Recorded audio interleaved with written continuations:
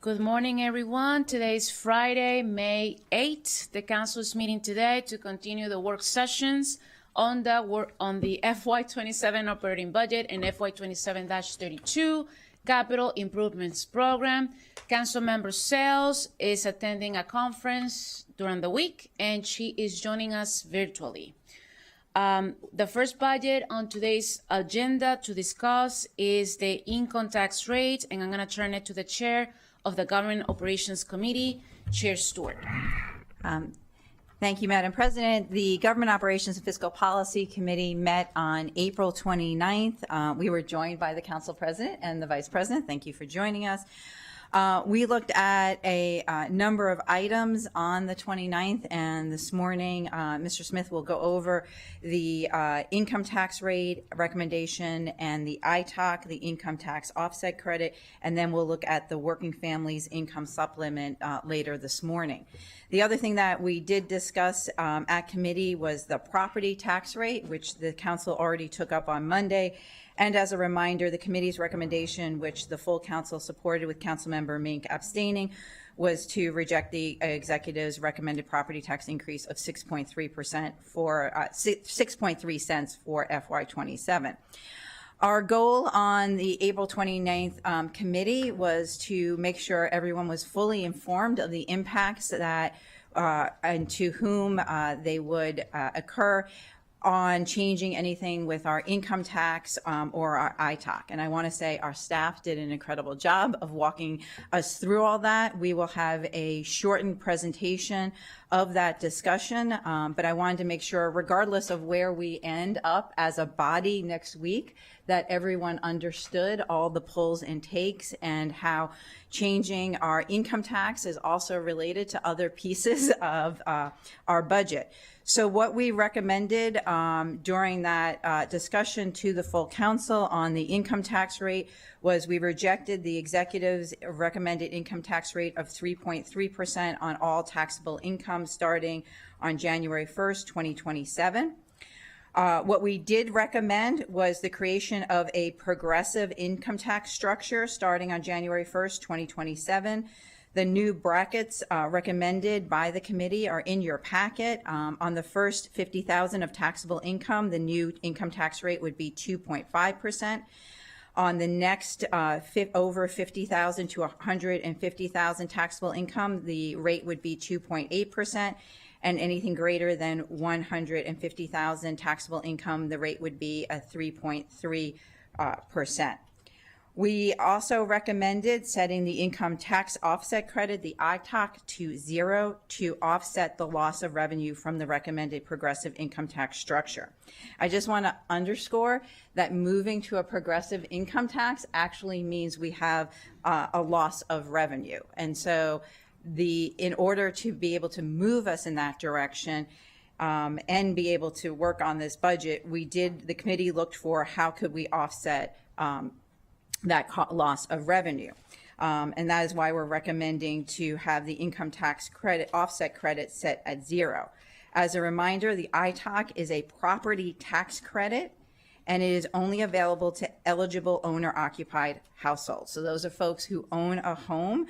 And I just want to note, and I know this will be part of the presentation, that about 35 to 40% of our residents are renters and not able to receive that tax credit. In doing the offset of the ITOC, in addition to covering the loss of revenue for the progressive income tax structure, we also have $50 million in one-time savings from that reduction in the FY27 budget, and it was the committee's recommendation, because it is one-time saving, that that money go into our capital budget to offset costs there. And as I said, we also discussed the Working Families Income Supplement, but we will get to that after we discuss the income tax rate and the ITOC, and that is the committee readout. And I know Mr. Smith has a presentation. Thank you, Chair Stewart. Want to acknowledge our colleagues from finance in the audience who can join me if they wish or not. But as always, we work collaboratively, and they did the yeoman's work on doing the estimated revenues for various progressive income tax rates, as they do for all of our revenues throughout the year. And so much appreciated to their help and work on that. I will be as brief as possible, but given the complexities of our income tax structure, the income tax offset credit, it would be helpful if some of the Government Operations Fiscal Policy Committee presentation was also shared for the whole council and for the millions watching at home again. So I'm going to be as brief as I can, but we're going to maybe 1.1 million now. Go ahead and look at some of the basics of our income tax structure. What does a progressive income tax structure look like? Talk a little bit more about the income tax offset credit and why that was used and recommended by the Government Operations and Fiscal Policy Committee, and then provide some specific examples looking at what the county executive proposed, what the GO committee has proposed, and how that would impact specific residents. So the first thing to note is whether you use tax software, an accountant, or you do it yourself, you file one tax return with the state. You pay your local income taxes, and if you live in a municipality such as the city of Rockville or the city of Gatesburg or those, you also pay that through your one filing.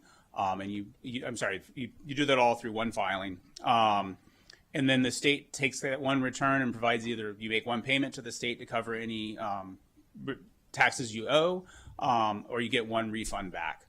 And that is how all of our residents experience income taxes. Certainly, if they want to get into the minutia, they can see where the current 3.2% is going and how that's happening. But because the state collects all of the county or all the income taxes for counties, they end up distributing those revenues to the counties throughout the year.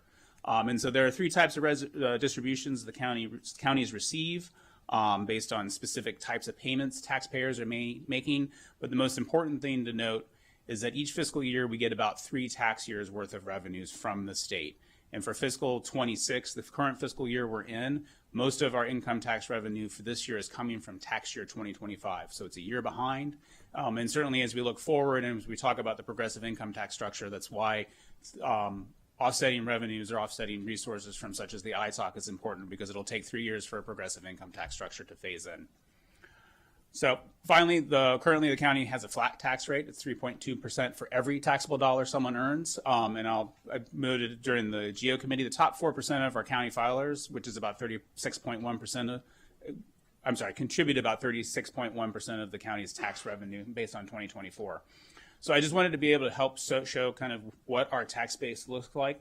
And we did not talk about this. We talked about this at the GO committee. I did not show this. So the first thing is that about 95,000 filed returns in 2024 that had no taxable income. And this is about 17 to 18% of our filers. And it's important to note filers are different than households. If someone wants to file as a household, say jointly, that's one file. If a couple decides to file separately, that's 2 files. And so this is what we're counting when we look at what the state has for data. The next range is less. Those who reported less than 50,000 had some taxable income was 132,000 roughly. This is another 25% of our filers, but it aggregated with the non-taxable returns, it's almost 43% of our filers. Those under 150,000 is another, between 50,000 and 150,000 is 174,000. Combined with all the first 3, that is almost 75% of our filers in 2024. And we know that these people will move, like depending each year, the filers will have different circumstances, and so they move between these, but this is some of what 2024 looked like and what we would assume 2027 will look like. And then finally, the last 3 tiers account for the other 25%, but they end up contributing the bulk of our income tax revenues. Almost 76% of that comes from filers who file over $150,000. And so in terms of the actual income tax, the state does have limitations for the counties. We can only set prospectively, and so the next time we can change our rate is for January 1st, 2027, or a future fiscal or calendar year. The minimum rate we can set is 2.25%. The maximum we can set is 3.3%. And we have certain restrictions on advertising and holding public hearings when we change the income tax rate. Recently, the state has allowed us to create tax brackets, and we'll get more into this in a minute, but we now, originally, when the income tax rates were authorized to counties, we can only set a flat tax. We now make tax brackets, similar to the state and the federal government. The minimum and maximum rates I mentioned a minute ago still apply, and the other restriction is the state requires us to, we're disallowed from setting a lower tax rate for those who earn more than those who earn less. Which makes sense, not only practically and policy-wise, but it is written in law that we cannot do that. And so for a moment, let's talk about how this works for each individual. So as I showed in the the Go Committee, this shows the continuum of taxable income, starting with $1, moving however much income you have. At the current 3.2%, you pay 3.2% on every dollar you earn more. The area underneath that is the revenue the county gets. That blue box is how much revenue we're getting at 3.2%. Under the executives, he's proposing going to 3.3. So again, every taxable dollar you earn more is just taxed at another 0.1% more, and that yellow bar represents the additional revenue we would have gotten under the executive's proposal, which the Go Committee recommended not approving. A progressive income tax structure does this. It says as you move up in the taxable income bands, you pay a higher rate. And so at a lower rate, if you earn less, you pay less. At a lower marginal rate, if you earn more, you pay more. The reason, as Councilmember Stewart mentioned, that red section represents the revenue we are now losing if we set a progressive income tax rate. We have a higher income tax rate for those at the higher band, the yellow bar, but that yellow bar does not equal kind of what we're losing in the red section, which is why in a moment we'll talk about how we need to offset those revenues. So this, just so everyone is aware, and we have it all in front of us, not only in the packet, but we can see these are the rates recommended by the GEO committee. And I won't go through them anymore other than to say that these were what was recommended. And so what does this mean for residents? Should the council adopt the GEO committee recommendation? Every resident will pay less than the first $150,000 of taxable income. It's not where you end up at the end. Like if you earn $300,000 or report $300,000, you pay the 3.3%. Your first 50 will be at the lower rate. Your next 100 will be at the lower rate. And so everybody pays less through the first bands of this under this progressive structure. Obviously, the more you report, the more you will pay. And at some point, your earning or your tax will be more than what it would have been in terms of the tax break. Because withholdings will change. This won't be necessarily a refund check. In future years, it'll be paid throughout the year each paycheck will have slightly more for residents as employers adjust their withholding tables. And as we talked about in the committee, obviously this would be a broad-based program. No eligibility is required to receive any kind of funding from this. It's based on what you report in terms of your income, and it does scale with households as their income grows or reduces. It scales back if, say, someone loses a job and they now have less income. And so in terms of total county income tax revenues, this is what the GEO committee would look like just by itself in terms of income tax revenues. As we can see, it is a total reduction of about $89.3 million in the executive's recommended budget. And then in future fiscal years is the full phase-in. As I mentioned earlier, it takes about 3 tax years to get into the 3 fiscal years to get the tax years into the system. We see it's about a net reduction of $183.2 million in fiscal 29. And so what the Go committee recommended is using the ITOC to offset those loss in revenues. And so as Chair Stewart mentioned, there's about $50 million worth of additional resources doing that in 27. But as we can see in fiscal 28, that $50 million is needed to fill the hole from the progressive income tax structure, and that is where that $50 million one-time savings comes from. So let's talk about the income tax offset credit, the program or the one that was selected to offset this. So this program has been around for about 26 years. It was created by the state or authorized by the state when counties were asking for the authority to go to a higher tax bracket. They said, we need to be able to generate more revenue. The maximum was 2.6%. They wanted to go greater. And so rather than just giving the counties that authority, the state also gave them the authority to create this particular property tax credit for eligible homeowners to offset revenues over 2.6% on the income tax side. And as noted, the reality of this program, and as we've continued to evaluate programs, it is a it is a very targeted program for homeowners. And so as we've talked about various things, it treats every homeowner the same. It is equally the same. Everyone gets the $692, whether you earn $1 million, whether you earn $50,000, every homeowner gets the same tax rate, the property tax credit. And in order to be eligible, you must live in the primary county residence of your home. You must live in the primary residence in the county. You must own that home. You must live there. And as of 2022, you must also have on file the homestead tax credit. And so some of the words we've used before to talk about the various programs like this program is focused on equality, because again, it treats everyone the same. It is not focused on equity. And so it's not worried about how much you earn or don't earn. And ultimately, as we'll talk about with the progressive income tax structure, now that we have the authority and the ability to set progressive income tax rates, we can create more of an equitable program. And the GO Committee's option to offset those loss of revenues with the ITOCs is a 1-for-1, because most of these residents who are receiving the ITOC will have a lower income tax rate. As we'll see in a minute, not everyone will have the same 1-for-1 transfer, but again, not everyone in the receiving the ITOC is one single cohort other than a homeowner. And the reality is we don't know. And so we can talk all day, but we actually don't have demographics on who receives the ITOC, other than we know they own a home in the county and they have on file a homestead tax credit. As we noted during the general demographics, we know that owner-occupied units tend to skew white in the county. We also know that home ownership has decreased in the county over the last 25 years. It's about 65% now. And so that is about the most we know and what we can draw from in terms of the ITOC. And so then what does this mean for individuals? And so I'll just go some quick examples in terms of what we see. So let's say you're a homeowner earning $150,000. You have a $645,000 home, the average sales price that's in the fiscal 27 operating budget, and you're currently receiving the ITOC. Under the executive's proposal, you would have paid $556 more, both on your income taxes and your property taxes.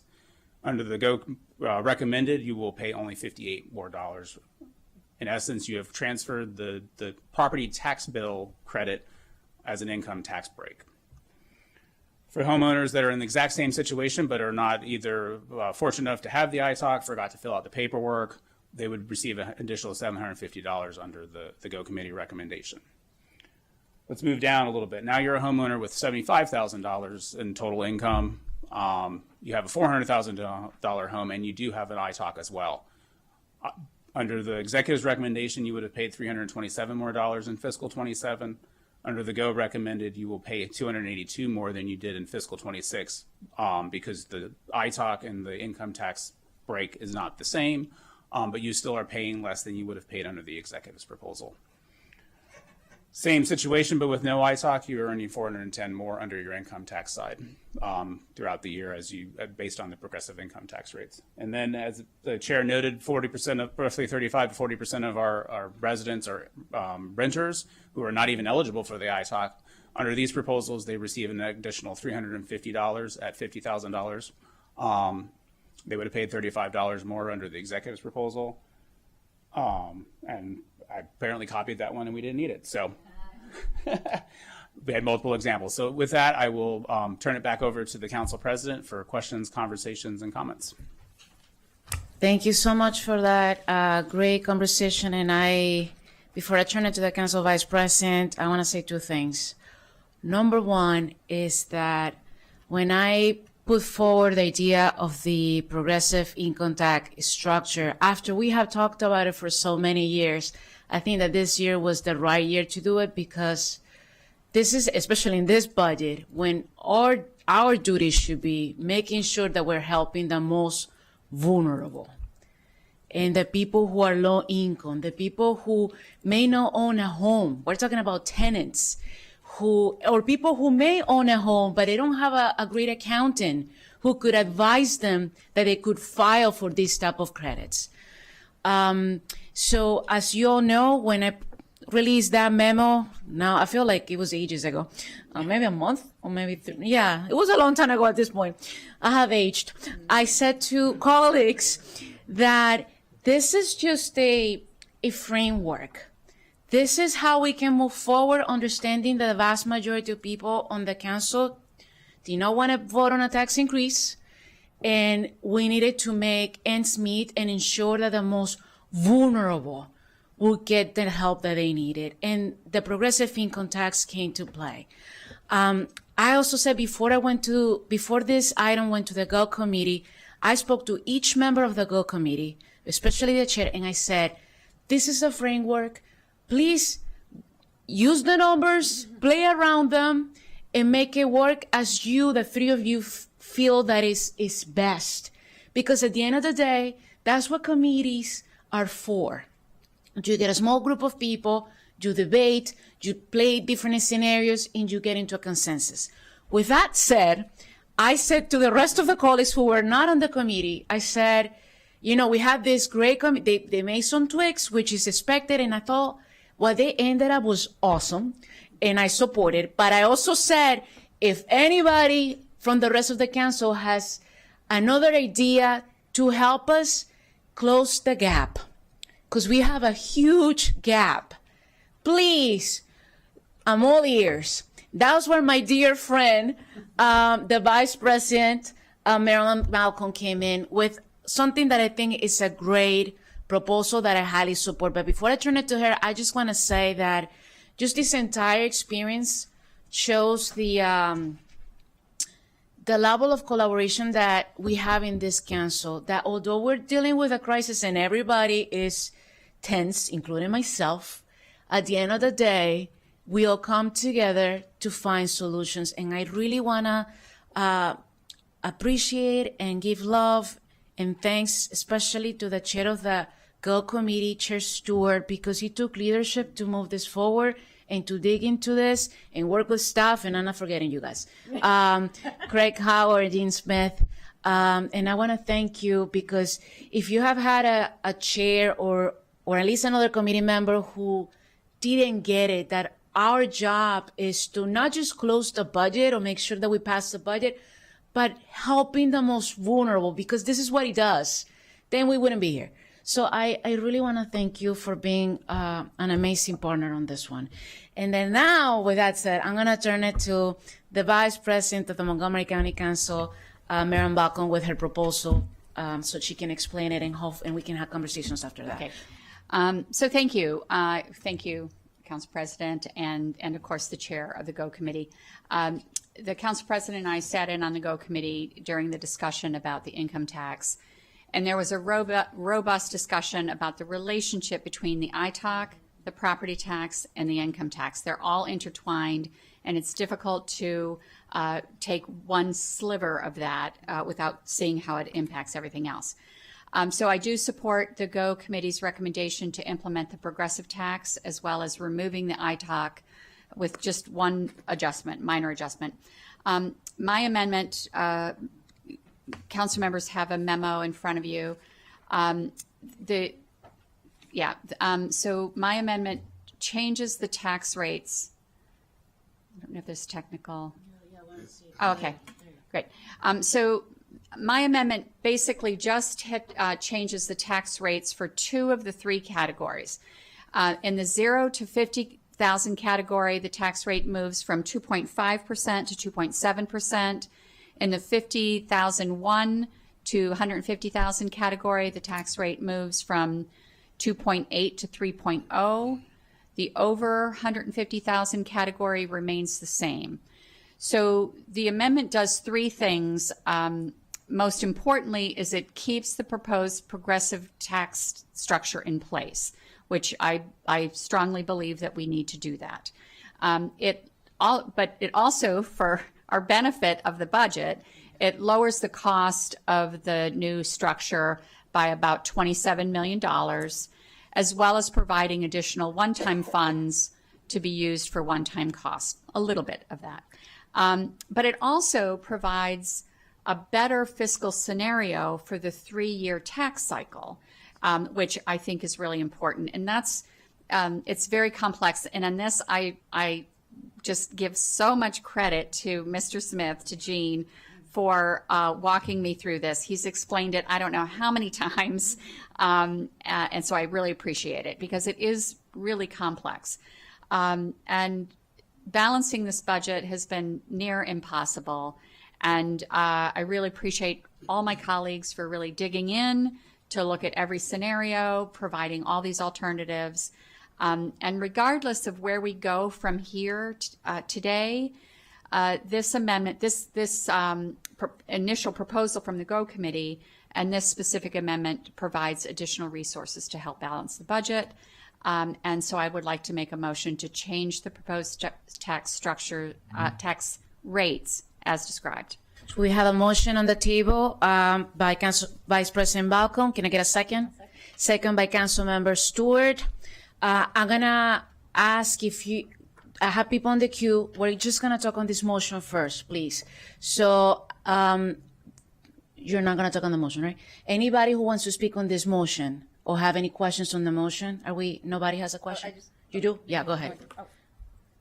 Okay, I'm going to turn it to Councilmember Stewart. Thank you. I want to say thank you to Councilmember Balcom, Vice President Balcom, for this change. And I didn't know so that we all had the same information, if the council president is okay with it, if we turned it back to Mr. Smith, just to kind of dig into what the impact of changing the GO committee's recommendation to this one, because I do think there, as with everything, there are trade-offs. And given the situation we find ourselves in, as well as looking forward for the 3-year cycle, that is why I seconded this motion, but want to make sure, because there are so many moving pieces, that we all understand what the impact this is on folks in our community. So if we could turn to Mr. Sure, and I'll be brief. So as shown on the screen is the Vice President's proposal and the motion that is being discussed.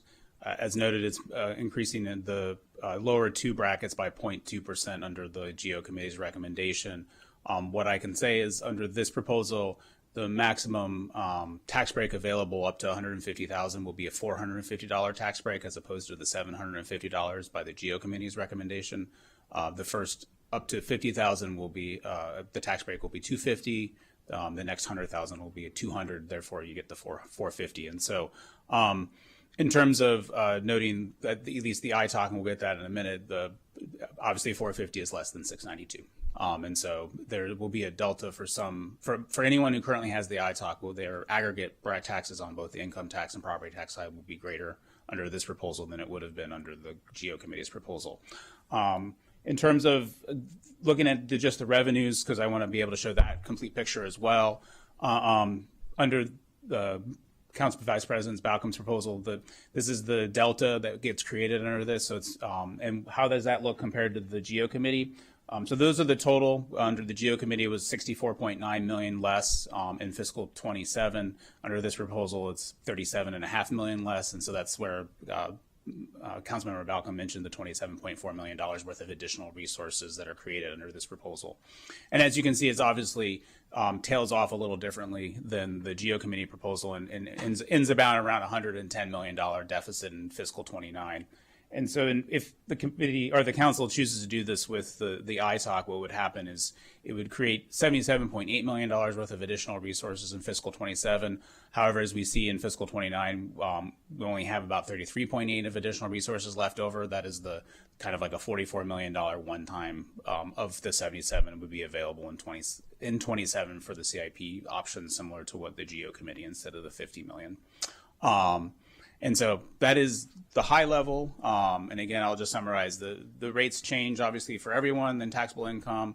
It's a slightly greater rate than what the GO Committee proposed, and therefore the tax savings are less, but the revenues are greater for the county. That was great. I'm going to turn it back to the Council Vice President because there was any other comment or after this. I know. I think. Thank you again for laying it out. As I mentioned, it's a very complex calculation. Yeah, and I think it's based on the situation that we have today with the need of closing this budget. I think it makes more sense. Now I'm gonna turn it to Councilmember Wojo-Wando. Thank you, Madam President. I want to thank the Vice President as well for her thoughtful consideration of this, as well as the GO Committee for their thoughtful consideration of putting these forward.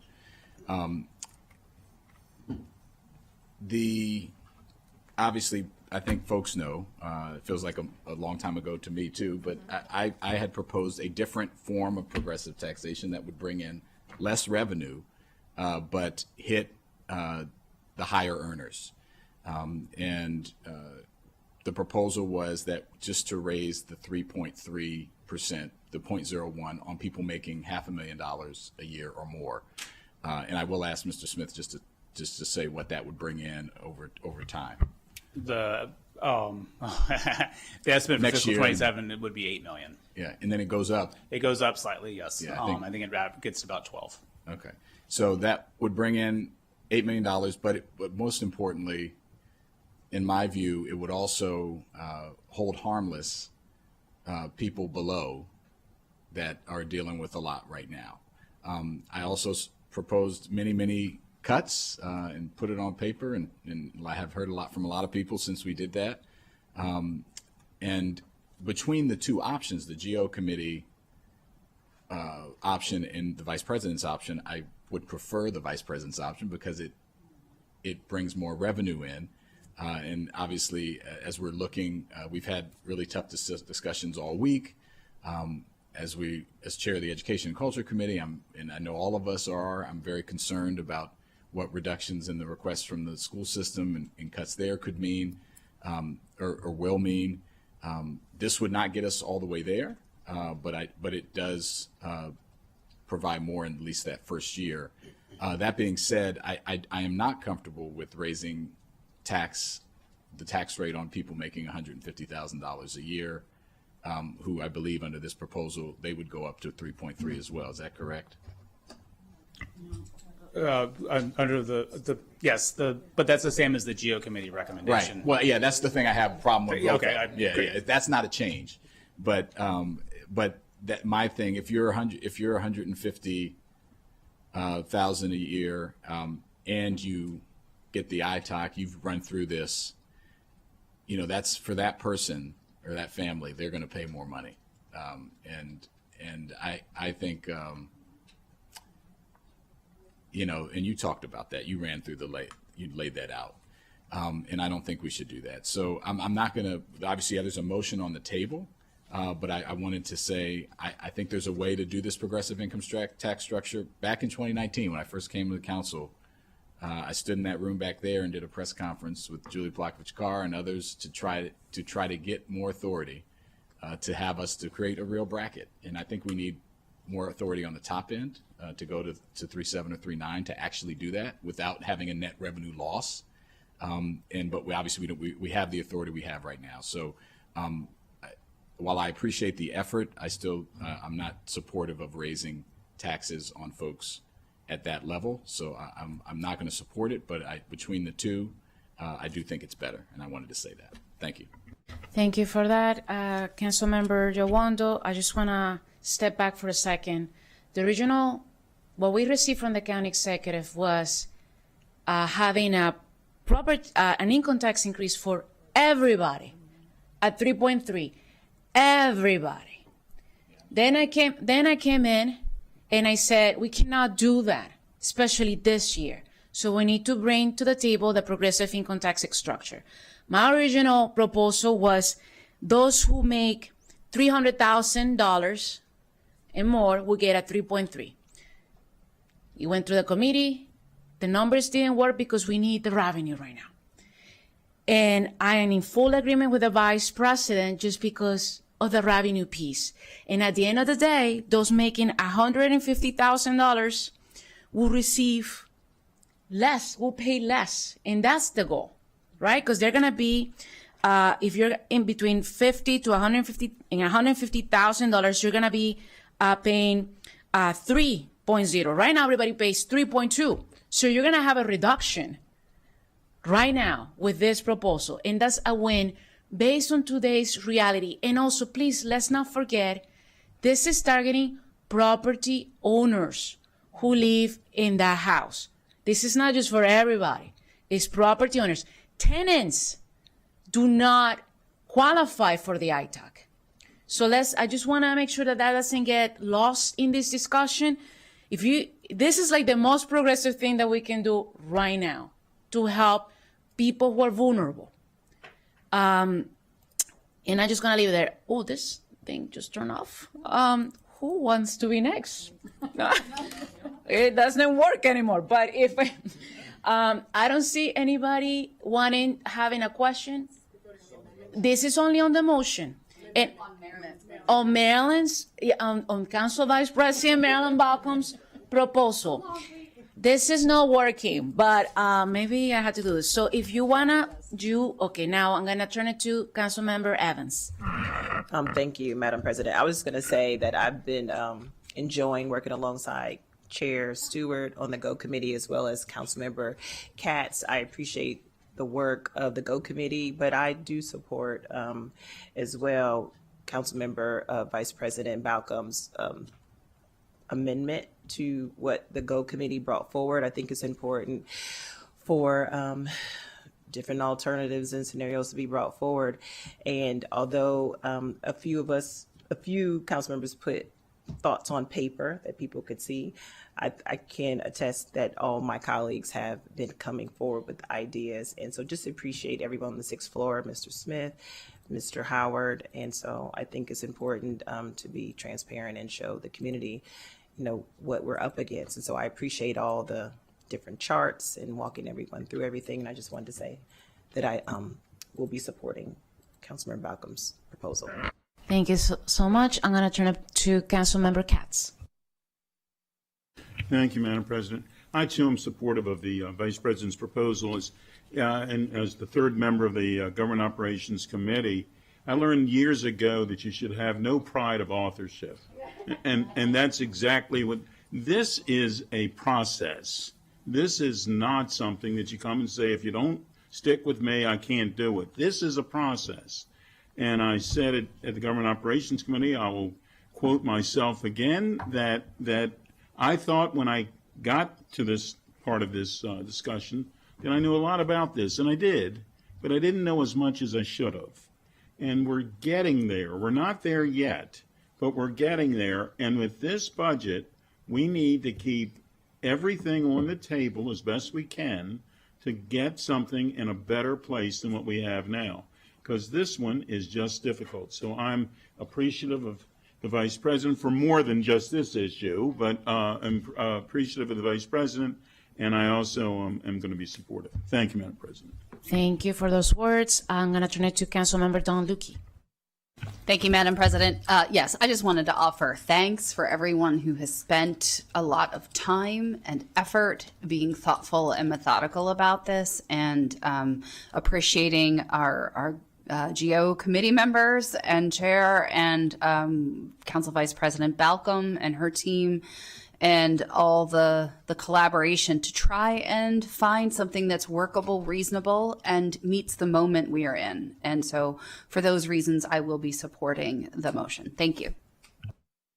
Thank you for that. I don't see anybody else wanting to speak on this motion. We have a motion on the table and a second. All those in favor, please raise your hand. 1, 2, 3, 4, 5, 6, 7. Against? 1, 2, 3. That was against, right? Councilmember Roy and Sells. I'm going to say against. Okay, 1, 2, 3, 4. Okay, 4. The clerk, you got that, right? Thank you so much. We're going to move on to we don't have, I'm going to. That was amending the GO committee's recommendation, so now you would need to take the amended package. For those. Let's try vote. Yeah, and now I'm going to turn it to Councilmember Mink. Thank you. Really appreciate the conversation today and throughout this week, and the work of the GO committee and of Vice President Balcom to really dig in, and wanted to follow up on the remarks of Councilmember Katz, who I think captured my feelings here really well, which is that this is a process and we're still midstream in the process.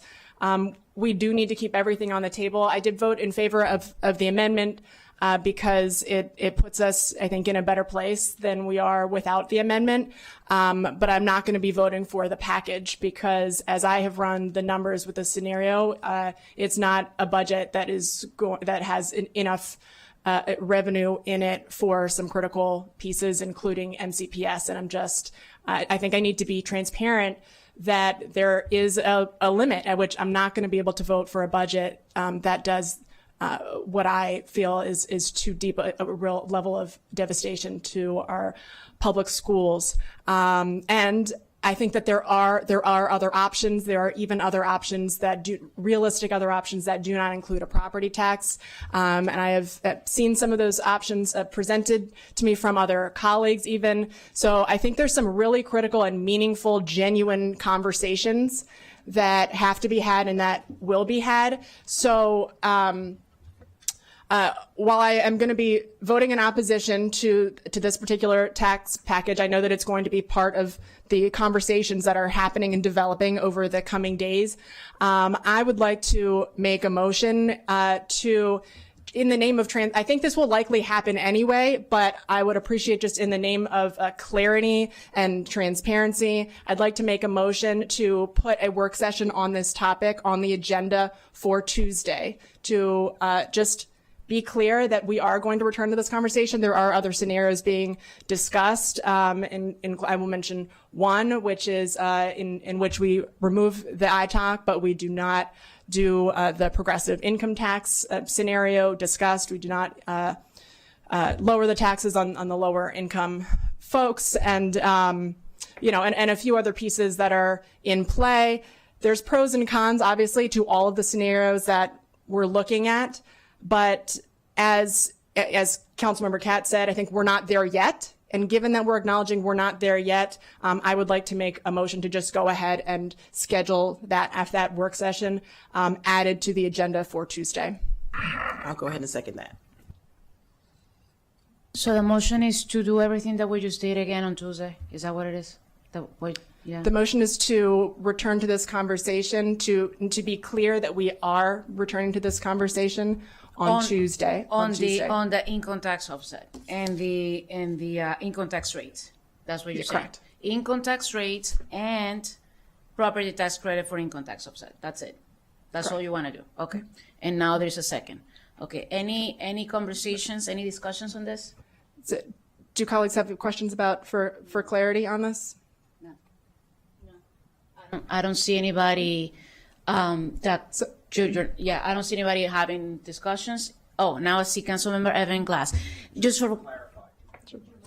to clarify, this is a conversation on Tuesday on the conversations that we had this week, just so I understand. So given that what we are straw voting on today, we're going to come out of this straw vote with a potential scenario. As we have noted, this is part of a process, and there's going to be ongoing conversations. I think that it is a fair likelihood that we actually get to the point of the budget and realize that, given with the level of cuts to MCPS that this scenario would require, we may not have the votes to pass a budget, and that will force a conversation to return. But given that we're acknowledging that this is a process and we are going to be having these conversations in the name of transparency, I'm asking that we go ahead today and add to the agenda for Tuesday the work session on this topic. And I'm happy to name a specific proposal, but I don't want to hold folks to it. Mm-hmm. So, just so I understand, the proposal is to have a conversation on Tuesday on the conversations we just had this week. I would expect that we're going to Today. Yes, which I assume Okay, will be in a different place on Tuesday. Okay, thank you. Following conversations, we'll have all the numbers from today and so on. So the conversation today is only the income tax rate and the property tax credit for income tax offsets. I just want to make sure that's clear. That's what she's talking about, right? Okay. Yes, so I'm not talking about bringing. That's what I'm just trying to. I think trying to understand. Yes, not the other pieces. Yes. Thank you. Mm-hmm. This was second by Councilmember Evans. Do you? Sure, I seconded just to make certain that we would have an opportunity, if needed, to have more discussions. I've said in the past too that I don't want to do anything that will gut MCPS. And so while we're talking about the revenue, we're talking about the different scenarios that would bring us revenue. I don't know that this will bring us all the revenue that we would like. So what I do want to do is make certain that whatever our discussions end up being on Tuesday, that we've been transparent, that we're bringing the community along. And in the event that as we continue to work through the numbers, if we come to Tuesday and there's not agreement, I don't want to do a aha got you moment to the residents and during the conversation. So it's just an opportunity to have different scenarios brought forward in the event that we need that. Because right now what we're seeing, the numbers, we're still working through everything. So I appreciate staff, and that's why I seconded the motion. So I don't want any confusion. It's not a conversation to the conversation that we've had this week, but I think that the conversations are ongoing. We have not come to the point where we've made all of our decisions. So in the event that there's a change, that we provide another scenario, I'm not certain that people aren't caught flat-footed. they're not questioning or wondering what's going on. That was my reason for seconding it. Understood. And the motion is only on the income tax.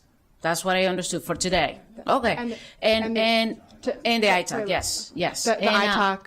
Got it. Councilmember Fritzen, I know, do you want to speak on this? Yeah, that's what I thought. Councilmember Kate Stewart. Sorry. So I'm happy to add conversation to the agenda on Tuesday, but I want to take a straw vote on this. We have been taking straw votes all along. Agree on that. And but I guess I'm confused. Why don't we, I guess I'm just confused why it's very specific to an agenda item on the income tax and the ITAC. And if I just would ask the council president that we hold time on the agenda on Tuesday, that if over the weekend people have other ideas regarding revenue or other things, that we have that time to discuss it on Tuesday. I think that's the motion. Okay, that's not how I heard the motion. To schedule, to have it, blocked time, No, I want to make sure that we're clear that it's on. Councilmember Mink, what was put forward, what I heard you say was that you're asking to revisit the conversation we're having right now on the progressive income tax and the ITAC added to the agenda on Tuesday.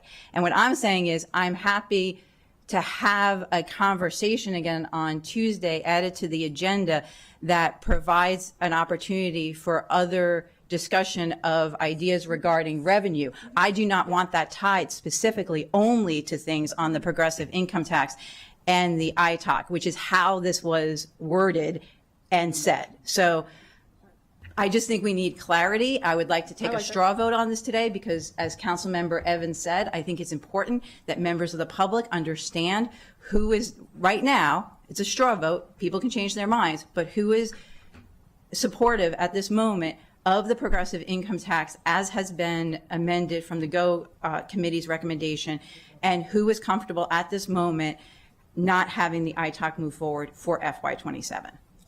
I agree with all of that. I think that's not in opposition to, if that's a friendly amendment, then I would take it. Okay. Yeah, it was so confusing. I'm going to turn it to Council Vice President Balcom. Yes, the confusion is, I know that the GO committee didn't make a specific motion on this, but I thought that would be discussed first in terms of whether this progressive tax. I understand that there are other ideas out there, many other ideas out there that some of us know about, some of us don't, right? But there is an idea that the GO committee, the committee who is given the task to do this, the GO committee worked to come up with this proposal. There's an amendment that we just passed, and that the discussion right now should be on whether the body is in favor of this specific motion before we start talking about other proposals. Okay, I'm happy to make the motion after. I apologize. I was in conversations trying to figure out whether it would be more clear to make it before I vote against this rather than after, because I don't want to imply that voting against it means anything. If it's more clear to revisit this conversation after the straw vote, my intention is not to certainly to prevent a straw vote. I agree with everything that the chair stated. The intention is simply to get on the record that we are going to revisit the revenue conversation on Tuesday, or however we want to phrase it. But I'm happy to make that motion after we pass the straw vote on the GO committee recommendation as amended, if that would be more comfortable for colleagues. It's the right thing to do. Well, yes. I have the floor. Thank you. So can I just get clarification from staff about the flow of next week? So on Wednesday, are we going to discuss revenue on Wednesday or resources? Sure. On Wednesday, the council will take up resolutions to implement certain rates that you've already approved through via straw votes throughout this process. Typically, those are rates that no one intends to go back and revisit. For example, you'll review a rate for the community use of public facilities fees that you approved, the resource recovery fees, and things like that. Okay. On Thursday is the final reconciliation day where you need to take straw votes on the entire budget so that staff has enough time to prepare the resolutions for the following Thursday, working with our executive branch partners, and that's the final adoption of the budget. Next week, the council can take up different items as it needs to and sees fit to get you to the point where you need to you're prepared on Thursday to make your final budget recommendations. Okay, thank you. I did want to talk about my support of the ITAC. I don't know where we are right now in terms of the process. Are we talking about that? Okay.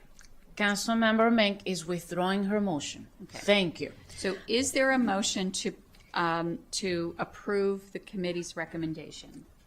Chair. I'll move it. I'll move the motion as amended. The committee's recommendation as amended. Yeah. Second by Council Vice President Balcon. All those in favor? There's conversation. Oh, go ahead. Sorry. Councilmember Friedson. Thank you, Madam President. I've said from the outset that I wouldn't vote for any tax increases. I haven't wavered in that view. I think being consistent matters. It's important to say what you mean and to mean what you say. And while I really respect the thoughtful work of all of my colleagues, I can't support the motion. Thank you. I see Councilmember Chevra Evans.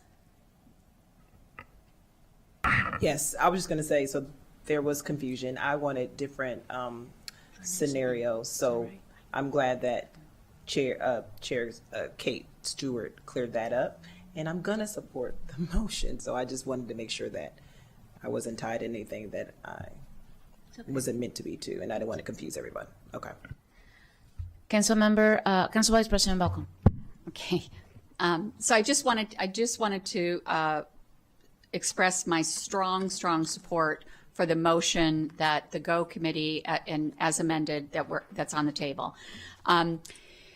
As several people have said, when we often consider the ITAC to be primarily related to the property tax, but that is not how it was originally established. It is called the income tax offset credit. So, and unfortunately, not everyone, it doesn't provide the credit equally to everyone. As been stated, renters don't get this credit. It is owner occupied eligible only. But also what's important is that to receive the credit, even if you're eligible for the credit, you have to apply for the credit. And the problem is that not everyone knows that this credit exists. We found that out a few years ago when everybody had to reapply for the credit. The numbers of people receiving it plummeted. And even with the strong marketing effort that took place to inform homeowners, many did not apply. And while we don't have the data as to who, what income brackets get this ITAC, I suspect that the homeowners who are receiving the ITAC are the people who get the government newsletters, get all of our newsletters, have a tax accountant or a financial advisor who tells them don't forget to reapply for this, or even if they applied in the beginning. So when we talk about equity and how the ITAC relates to the progressive income tax, and the fact that we all agreed that we weren't doing a property tax, I feel strongly that this is the way to go. So I just appreciate that. Thank you. Thank you very much. I'm going to turn it to Council Member Sidney Katz. Thank you, Madam President. I am now confused on what we're actually voting on this one? We are we in item actually 2. doing 1 and 2 on the agenda? We are now on item 2, and is basically voting on the Go Committee's recommendation, which is on page 1 of the second item of the agenda, and the recommendation. Do you want to read it as the chair of the committee? Yeah, I'll say, as we discussed in the committee, Yeah. and I stated in my opening remarks before turning over to Mr. Smith, because the progressive income tax is so linked to the income tax offset credit, as we discussed in committee. And as a committee member, you can tell me if I'm wrong, but I believe the committee's recommendation was really twofold. We did not do them separately, and so that is how we are presenting them today. And I agree, you are correct in the committee. My concern was we have an agenda item 1, we have an agenda item 2, That's why we and they are separated. we do them? And so I just wanted to be clear on what we're doing. You can still vote on them as a package, as it was presented by the GO committee. Okay. They are 2 separate items, so that's why there's 2 staff reports, but they were prepared and discussed and recommended as a package item. Fine with it. The motion, so it's clear. So the motion is to accept the amended, what's it called again? The amended income tax rates alongside the property tax credit for income tax offset as presented by the Go Committee.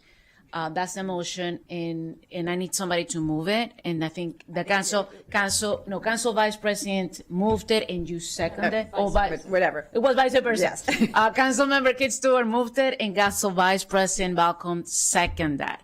And then, is that clear?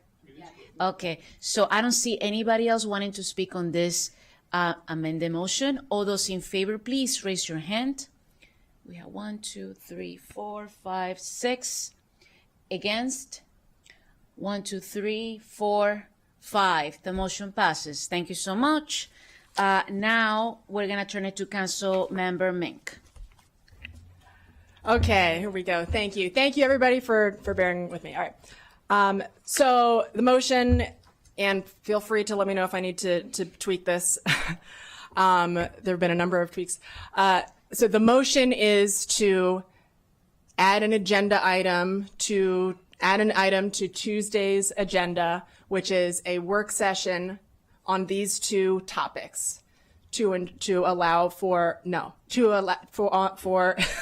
revenue discussion, open to friendly amendment. I'll say it, and then I'm open to friendly amendments. I think folks understand where I'm trying to go, to which we could bring alternative scenarios for consideration to ensure that we have that. I need you to be very specific. Are you talking about the income tax? Are you talking about the ITAC? I need you to be very specific of what your motion is. Honestly, I do. Okay, open to friendly amendments, but I will say income tax rate and the property tax credit for income tax offset. That's all you want to talk. Okay. That is all she wants to talk about on Tuesday. That's the motion.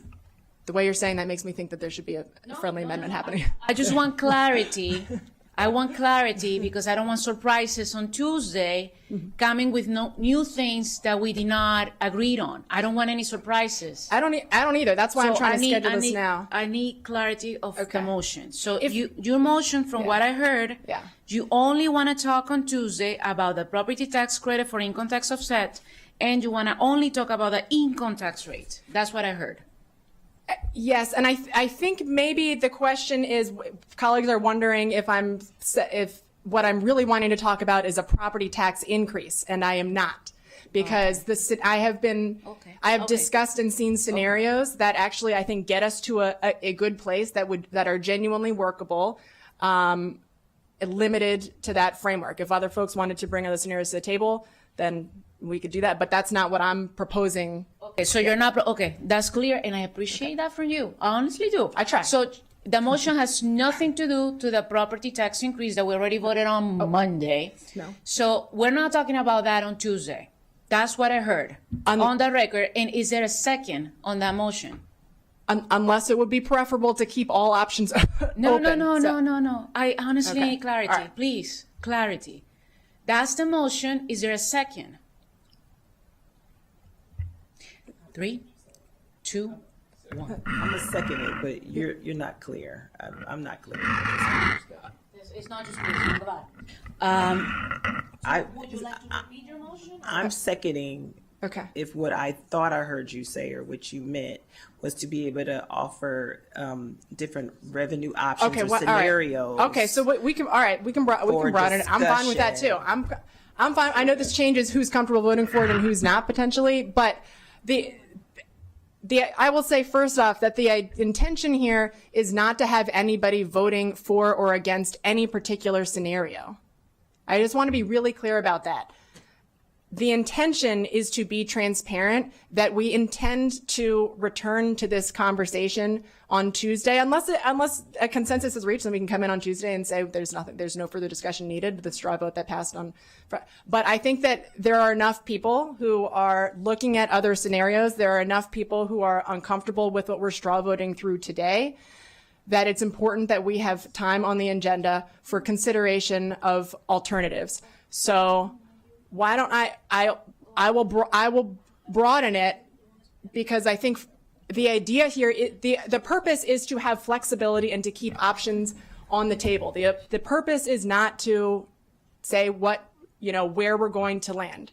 I want to be transparent that what we're straw voting through today is a straw vote, and that it is important to me, and I think to others that I'm hearing from, that we are genuinely considering other alternatives as we move through this time. And I think if we're really doing that, then the way to be transparent about that is to say and put on the agenda that we're going to return to the revenue conversation. I'll say the revenue conversation, then. No, I need clarity. I need clarity. I need a clear motion of what we're voting on, because otherwise everybody here is confused. Okay. So if I see, no, but before Councilmember Sells, I saw your hand. I have other people wanting to speak. Do you want to finish your thought before I turn it? Sure. I'm going, and I apologize for going back and forth. I'm trying to read the sense of the room, but the sense of the room is in so many places that I think that that's not worth doing. So, okay. So I think, okay, I'm hearing again what Councilmember Katz said, which is that we have to, all items, everything should still be on the table. I don't want to, Please, you speak up about yourself. Don't use other council members. You're making a motion. If you want to wait and hold it until you hear from other people, you can do that. All right. Why don't I hear from other colleagues? I'm trying to do this collegially. That's the idea, That's but we'll why. see where we end up. Okay. Because the moment you start speaking for other people, it's just so wrong. So I'm going to turn it to Councilmember Glass. Thank you, Madam President. I think underscoring this conversation is that this is an extremely difficult budget to maneuver. And we have been working for weeks, and we have been working diligently this week, morning and afternoon, which is already at a level of precedent setting in that we will not have finality until next week. I appreciate the Council President's approach, starting off with ways to navigate revenue increases, budget decreases, many of which were not adopted by this body, has to be acknowledged. We disagreed with her. I disagreed with her. It is okay, because those conversations you facilitated.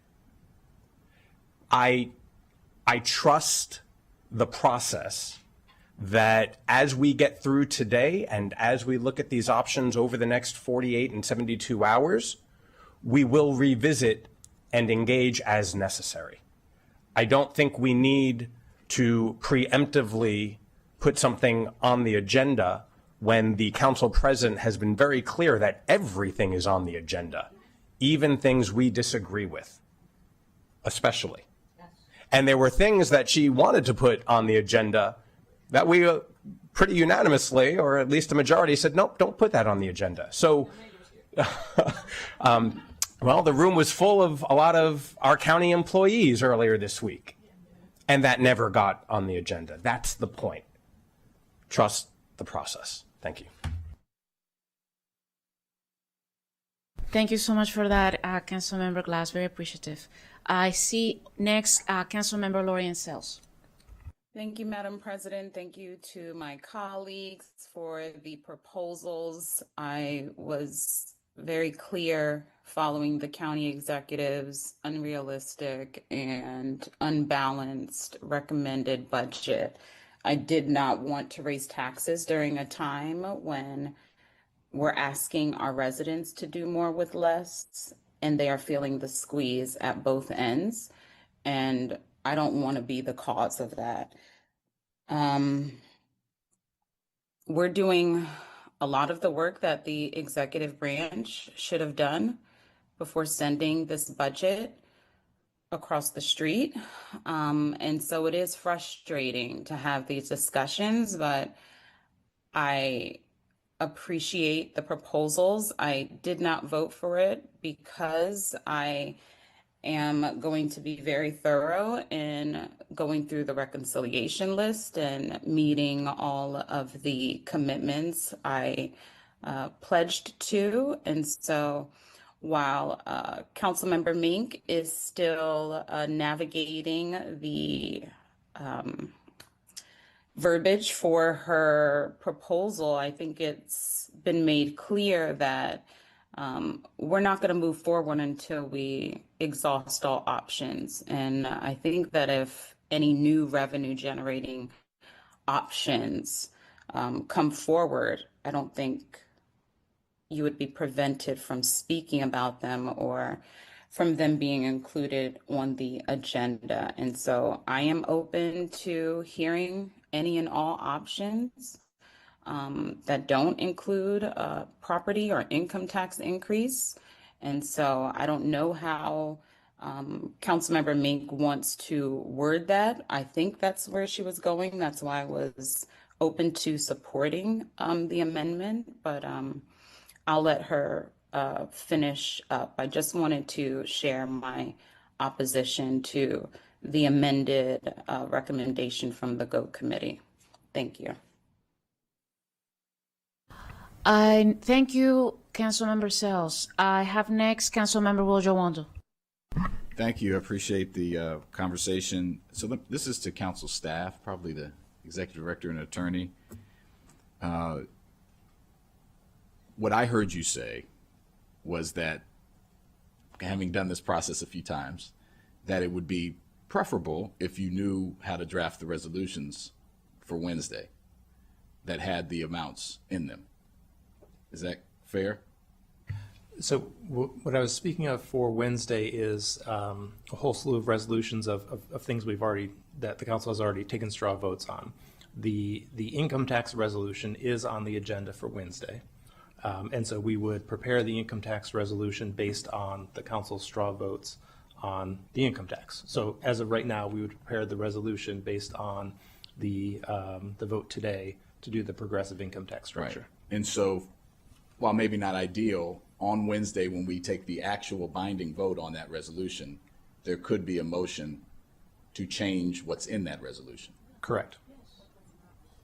Yeah, and I understand. I'm just getting it out there so conversations, if there was an alternate proposal that a majority of council members wanted to pursue that modified the action, the straw vote action that was just taken, that could be considered fully considered on Wednesday. Correct. Okay. Okay. And so just wanted to say that out loud. I think important to be heard and by everybody. For the millions watching at home, Gene. Yeah, I appreciate it. It probably wasn't mine first, someone else's, but mine in this body. So, yeah, I agree with the, and then the last thing I'll say, I agree with the intent of what Councilmember Mink's trying to do. I don't know if you'll make motion. I don't know if we can figure that out, but I am heartened to hear that we will not just roll through the final decision. And if there's discussion to be had, there'll be discussion had. And I have voted against this, one, because I don't want to raise taxes on folks who make under $500,000 a year, but also I can't support this because it will leave MCPS with a level of funding that is unacceptable. And so that's why I want there to be other options on the table, and I am eager to work through that process with colleagues over the next few days. And just wanted to say that because I think we need to find a different solution. So thank you, Madam President. Thank you. Next, Councilmember Don Lukey. Thank you, Madam President. And I appreciate that everyone is double checking. They understand what the straw votes, how they worked, the procedures. Thank you for checking with our team over here. I have the luxury of sitting next to them, so I get to, I can ask them those questions anytime I want. But I think, what is happening here and what is important, and again, echoing the support I had for the vote we previously took, is everyone's working through these processes to try and get to the box we each want the budget to fit into, right? We each have differing views on how to get there, and we're still sorting that out, and that's okay. And we do have a large chunk of that does have to do with the level of increases for MCPS. That is not a mystery. We are still working through that. But I echo the sentiments that Councilmember Glass raised, which is to trust the process. Like, the road is bumpy. The work is difficult. We are going to get there, and we are navigating it all, each in our own way, to get us there. And to echo what was said yesterday, related to the reconciliation list and the decisions that need to be there. It's about what we are able to fund, not what we want to fund, because we appreciate everything. And so we have much work to do. There is a process for accomplishing it. We are all bringing to the table passion and purpose in the work that we do, and we need to remember that. Each of our colleagues comes at this sincerely. So we may not all be quite at the same place right now, and that's okay, but we are working through it. And again, to echo Councilmember Glass, we have to trust the process. Thank you. Thank you for those words, Councilmember Don Lukey. Now I have Councilmember Kristen Mink. Thank you. Appreciate the words of my colleagues, and appreciate Councilmember Jawando for lifting up for the public as well that those motions can happen on Wednesday. The motion that I was making, or the discussion that we're having here today, is because I think that it would be better if it was very clear to the public that makes it, that could realistically happen. And my preference would be that happens on Tuesday, not the same day that a resolution would ideally be drafted, that conversation happen in public, that the public anticipates that it could happen, that it happens on Tuesday in public, and then we have another day to work out any details before we get to a resolution the next day. That would be my preference. If we get to a place by Monday or by Tuesday morning where folks want to schedule a work session on Tuesday to talk about something else, another option, we could still do that. Or if we want to end up just bringing an amendment or another proposal to the session on Wednesday, then we can do that. So I want to make very, very clear, though, that what often happens is we take these straw votes and then we and the public move forward as assuming that is going to be the end point. And that can sometimes limit discussion around alternatives.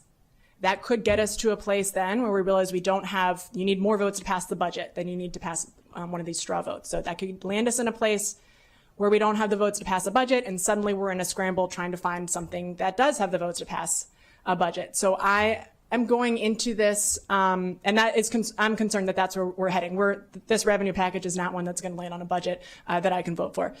And there are other options. So I'm heading into this weekend, and I think I am getting the sense of colleagues that others are also heading into this weekend genuinely saying we are keeping options on the table. We are going to have meaningful discussions about other possible alternatives. And if we emerge with an option that has more votes than what we've straw voted on today, then we will be bringing that forward, whether it's Tuesday or Wednesday prior to the writing of the resolution. And I will leave it at that. And I appreciate everyone's patience with having this discussion today. It did allow, I think, for us to make sure that there is an understanding, not just amongst us, but with the public, that this straw vote, yes, it's a straw vote, but often the straw votes might as well be the final vote. This is not one of those. Thank you. Council Vice President Balcom. For those who are here, but the buttons are confusing. Okay, we all.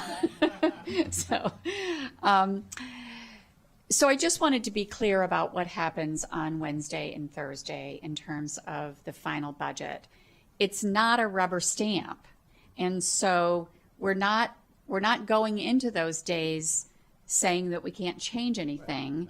We're going into those days where we can all agree with it, and so I appreciate the hard work that the staff does, but it's not as if every single one of us can change any single item that we're talking about. And so I think that just should be clear, that we're not going into this saying we've got a resolution, we have to rubber stamp it. Just want to be clear. The process is anybody can come up and make a motion. It needs to be second, and then we all vote. That's the process. So nothing has changed because that's our process. So I'm not sure why the confusion came from, but that's the process. With that, I don't see anybody else wanting to speak. Thank you. And we're going to move on to item 3, Working Families Income Supplement Non-Departmental Account. I'm going to turn it back to the chair of the GO Committee, Chair Stewart. Thank you very much. The GO Committee also on April 29th reviewed the Working Families Income Supplement. The committee recommended unanimously to support the following increase of over $1.7 million. This is not required to be on the reconciliation list because this is an increase due to actual billing, because this is run through the state.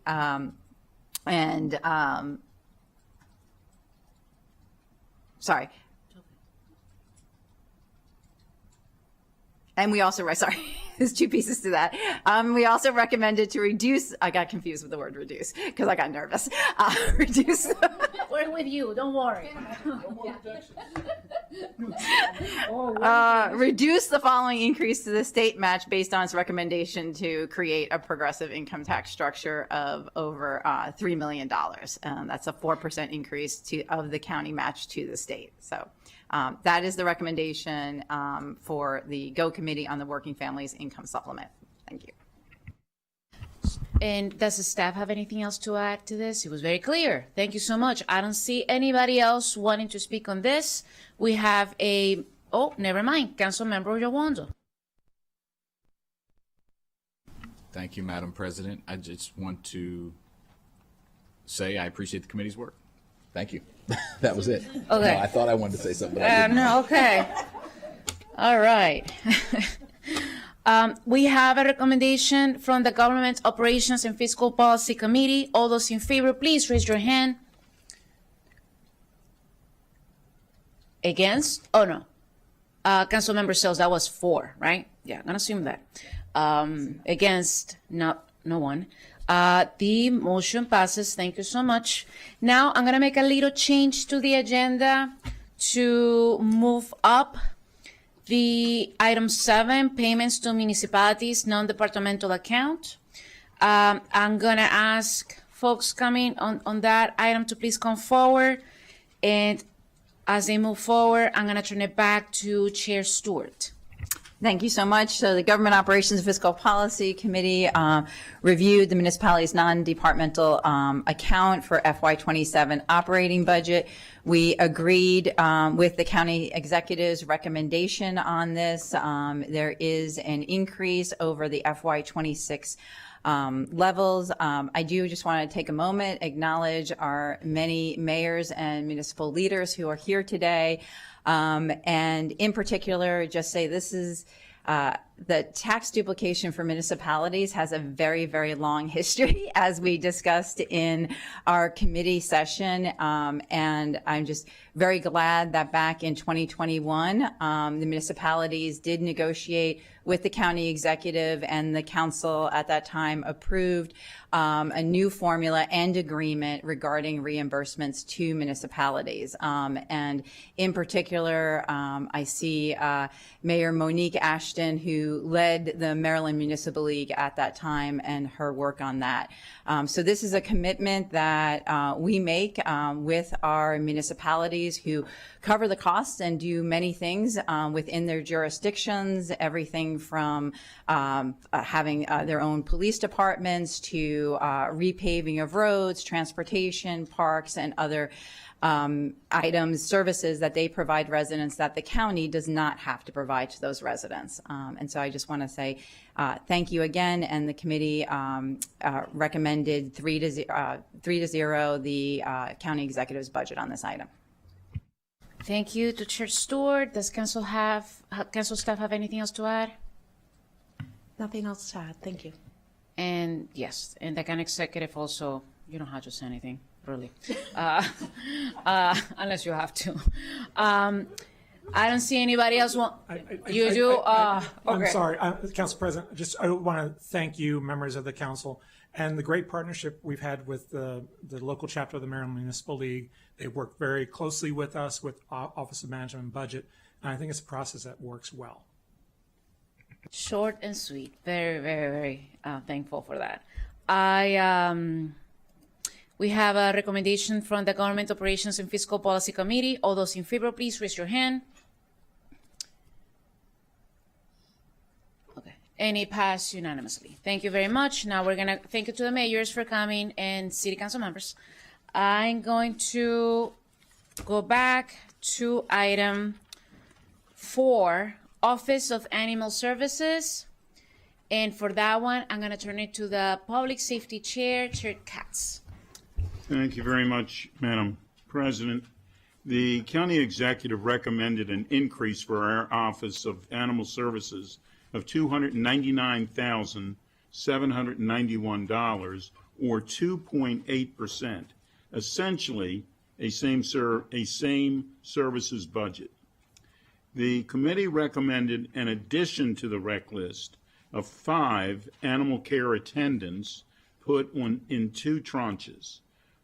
3 animal care attendant positions for the animal shelter at $215,436, and 2 animal care attendant positions for the animal shelter at $143,624. Air Shelter is at over capacity and has been so consistently for the last few years. Currently, there are 104 dogs in the shelter, which is well above their capacity level of 77. That's 35% over capacity. Staff take care of 43 animals per day, significantly above the target of 20 to 25 animals, and experience critical challenges in provisions of care. The shelter is currently only has 15 animal care attendants, and below the national best practice of 24, ineffective in meeting the basic needs of the shelter. I'd like to turn to Mr. Anbinder and Director Harefield for any additional information, but this has got to be something that we sincerely look at and change, because candidly, we're not being fair to the department or to the animals that are there under our care. Thank you, and with your indulgence. Thank you. Nothing from council staff at this time. Yes, go ahead. Thank you, Council President, Vice President, and council members. Just to be clear, we have 109 dogs, but there's actually 325 animals in the building. That we don't just take care of dogs. We can take care of everything from reptiles, fish, to any kind of livestock you can imagine can come into that facility. So just wanted to make sure you were clear on that. Very clear. I was there with my kids like 3 weeks ago and saw the rabbits. They were very cute. Very cute. I'm going to turn it now to Council Member Krista Mink. Thank you, Madam President. Thank you to the department, and thank you to the rest of my committee. I think we've really done a good work diving into what the needs are in this department, and thank you so much, Director Harefield, to you and your team. You came into a difficult place and with a difficult budget. I remember after that, the very first year, and you're like, here's what we need. And then we gave you almost none of it, because we have not had a super rosy budget, since we came on this session. But you all have still managed to make very significant improvements and systemic changes that benefit not just the animals, but the families who care for them. So thank you so much for that work. I just wanted to note that we have five new FTEs here on the reconciliation list, and just being very transparent, adding FTEs in this budget framework is a very tall ask, because nobody wants to be in the place of having to then pull those away. And I think that as we go into this weekend and consider other potential revenue scenarios, these are some of the pieces to consider. The decisions that we're making, because I realize that I just want to make sure that there's an understanding that, first of all, this is not even what is needed here. You're trying to keep us above water. We're really in a place right now where the conditions are not acceptable. And what was so painful to hear as we sat in committee is about how the rates of folks who are giving up their pets for strictly financial reasons are just skyrocketing. And as a teacher, I have seen families go through this. I have adult friends who went through this as kids. And so it's actually, animals are important, but it's not just about animals. The moment of a low-income household being put under that pressure and having to make the decision to give up a pet, that is a trauma that sticks with people, and a pain that sticks with people more than not having enough food on the table. That it's very, very painful. And of course, the parents recognize that, and they try so hard not to do that to their kids. And so it's painful for, it's tremendous pain. And to know that, as painful and as traumatic as that is, when a family who is facing such hard times that they have to do that, that there are lots of families doing that now, paints a picture of where we're at, and it's increasing the strain where you are. And it also means that families are giving up their beloved animals that they want to keep into conditions that are very much below the standard. Animals are just it's just not where we want to be. And as the staff tried to keep up to as best as possible, it's putting a tremendous strain on staff, as well as our incredible volunteers. So how many FTEs would you need to, if you could share again, how many FTEs you would need to get to where we really should be in terms of best practices? In terms of best practices, the shelter should be staffed with animal care attendants at about 24 staff members. Currently, we have a total of 15, one of which I actually took from another part of our department and reallocated it. So I short-sighted one side because that's how important this is. The way the county has set up this department with regards to animal care attendants, it was really based on the model where we just warehoused animals for a very finite amount of time, and then they either got adopted or were euthanized. This is probably 10 years or more ago, and that's when the department was founded, right, or formed. But the standards, the standard practice now is that you have to provide the 5 domains, which includes the mental health enrichment, so that 5 days in, the animal hasn't lost their mind, and now the public is endangered. I just want to, I can lecture forever, and I don't want to do that to you guys, but I do want to put this in your head. 41% increase in owner surrenders because of housing insecurities and food insecurities. Put yourself in the shoes of a family member who went to work, the federal government. I've told this story at the council, some of you have heard this, but they went to work one morning, had a really good paying federal job, and they went to swipe their badge, and it didn't work.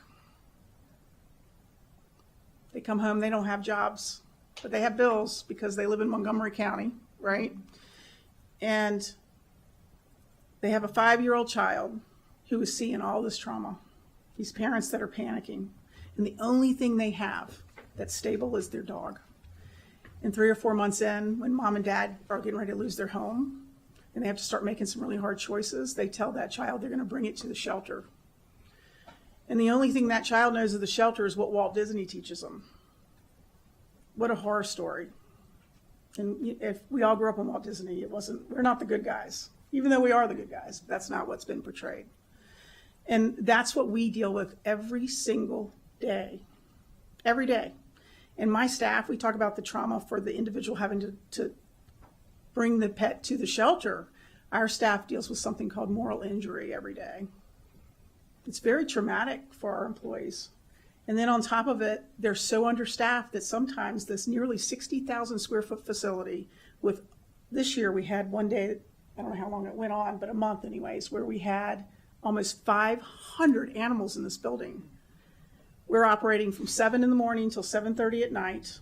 And then the officers are 24 hours, right? And sometimes they might have 4 employees cleaning and caring for these animals. Think about that. That's the position we've put them in. And so that's why I've asked for this. That's why we identified it. We can manage in a lot of areas, and we know we have a lot of room to improve, and we're working on that. But even with all the technology improvements and improving our systems and becoming more and more efficient, this is something that just has to eventually happen in hard decisions. And I know it's hard for you guys, but we're a very small part of your budget. Think of it that way.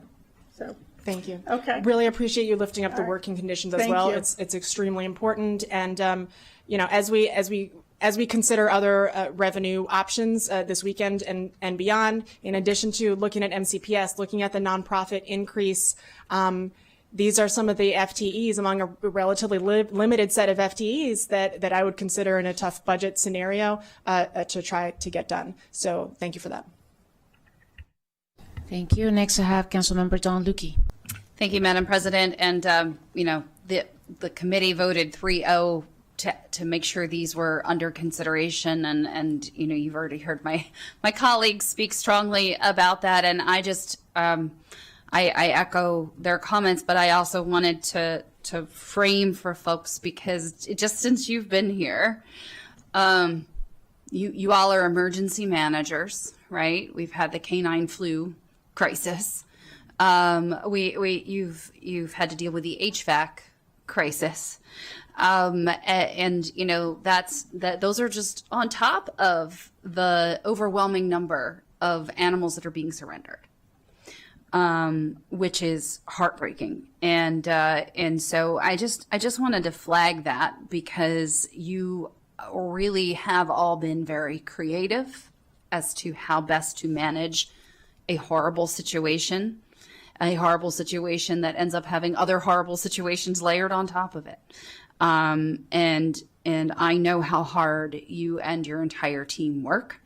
And I also know how the level of compassion, because to your point about Disney and how children have been able to perceive what a shelter is over time, everyone there has a huge heart and a huge, some would say they like spending time with animals more than people.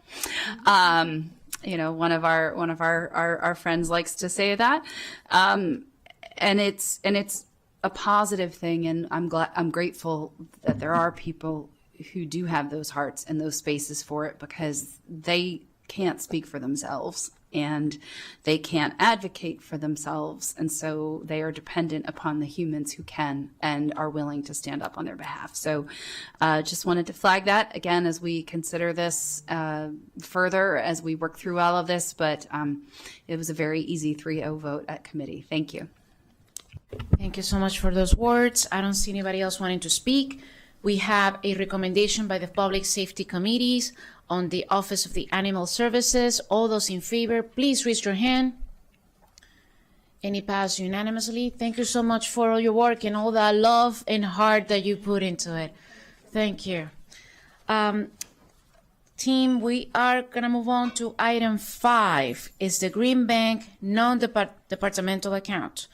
There is, for that one, it's a joint committee conversation with T&E and GO, but I'm going to turn it to the chair of the Transportation Environment Committee, Chair Glass.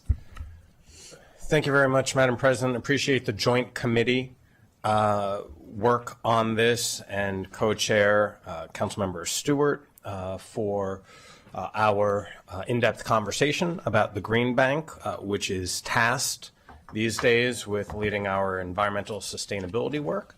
And quite frankly, they are tasked with leading a lot more work than we had anticipated just 18 months ago.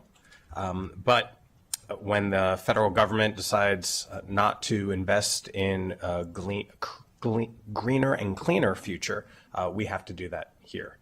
And so the committees concurred with the county executive's recommendation of a nearly $2.5 million or nearly 15% increase in the Green Bank's wow, what a morning, NDA. It's an NDA, that's what it is. You were saying Disney and I got, there's other characters running through my head right now. Okay, this increase is entirely comprised of items for the reconciliation list, reflecting the continuation of the current staffing and service levels and investments, and the funding level recommended by the committee is consistent with the county policy, as it appropriates 10% of the county's fuel energy tax revenue to the Green Bank. And it also increases the allocation to reflect higher fuel energy tax receipts in FY27 that are increased over last year. I also want to note there's been a lot of conversation about the Green Bank by proposals from colleagues. I suspect we'll get into that today. And I know that the Green Bank CEO, Mr. Morrell, is adequately prepared to talk about funding levels and changes to funding levels, for which I am most appreciative. We've had a lot of tough conversations over this week about proposals and reconciliation lists and reductions, and I very much appreciate agencies, departments, and our partner organizations who are willing to be partners in this conversation about how we manage a tough budget.